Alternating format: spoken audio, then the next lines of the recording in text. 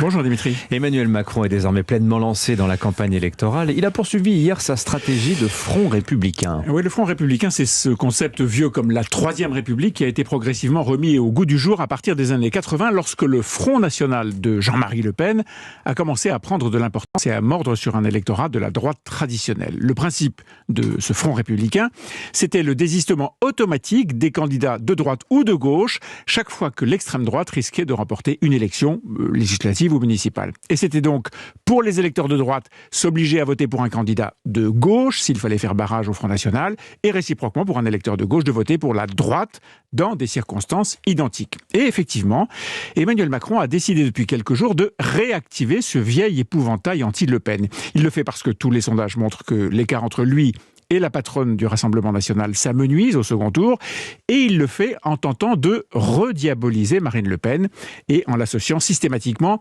à Éric Zemmour, le candidat de reconquête présenté par le chef de l'État comme politiquement abject. Objectif, éviter que les électeurs dont le ou la candidate aura été éliminé dimanche au premier tour ne se retournent ensuite vers le vote extrême au second tour. Alors cette stratégie, est-ce qu'elle sera efficace, Nicolas ? C'est toute la question. Historiquement, ce barrage contre l'extrême droite a été efficace. Mais la réalité électorale française est aujourd'hui très différente. D'abord parce que concrètement, Marine Le Pen aura cette fois des réserves de voix qu'elle n'avait pas en 2017. D'après les sondages, quasiment tous les électeurs d'Éric Zemmour et de Nicolas Dupont-Aignan se disent prêts à voter Le Pen si elle accède au second tour. À ce capital de voix, il faut aussi ajouter celui qui va venir d'une partie des électeurs de Valérie Pécresse, si bien sûr elle est éliminée dimanche soir, car la droite traditionnelle a fini par comprendre que ce front républicain l'avait souvent privé de victoire au profit de la gauche. Or, cette droite LR est aujourd'hui beaucoup plus perméable qu'auparavant aux idées du Rassemblement national en matière d'autorité, de lutte contre l'insécurité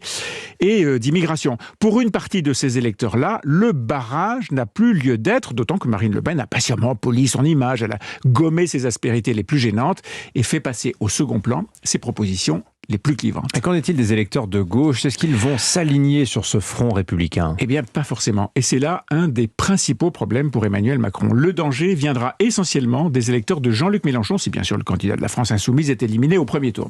Depuis un an, toutes les simulations de vote montrent que si un quart des électeurs de Mélenchon votera bien Macron au deuxième tour, un autre quart s'apprête à voter Le Pen. Ça pourrait représenter un apport de voix considérable de l'ordre de 2 millions de bulletins de vote. Alors sauf que si je calcule à gros traits, je vois que ça ne suffira pas, même cet apport de Mélenchon à Marine Le Pen pour gagner. Autrement dit, le front républicain peut quand même fonctionner. C'est vrai et c'est le plus probable, mais il reste cependant une inconnue et elle est de taille, c'est l'abstention. On le sait, tous les instituts de sondage mesurent une faible appétence pour les élections et on pourrait se diriger vers un record d'abstention dans une élection présidentielle. Mais il y a abstention et abstention.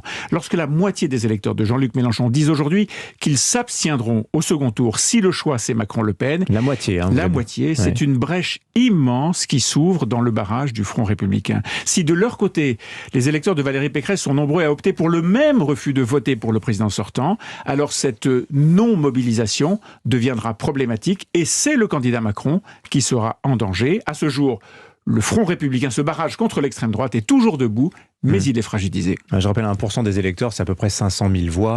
Donc Jean-Luc Mélenchon a ça à 15%, c'est 7,5 millions de votants. Voilà. Ça donne une idée dont à peu près du volume. Pourrait voter pour Marine Le Pen. Voilà. Merci beaucoup Nicolas Béthou. Tiens, je signale, dans l'Opinion ce matin, vous publiez une lettre d'Éric Zemmour aux électeurs des Républicains. Rejoignez-moi, dit-il en substance, ce qui vient confirmer ce que vous disiez sur cette perméabilité potentielle des électorats aujourd'hui à droite. Merci beaucoup Nicolas Béthou. 7h56.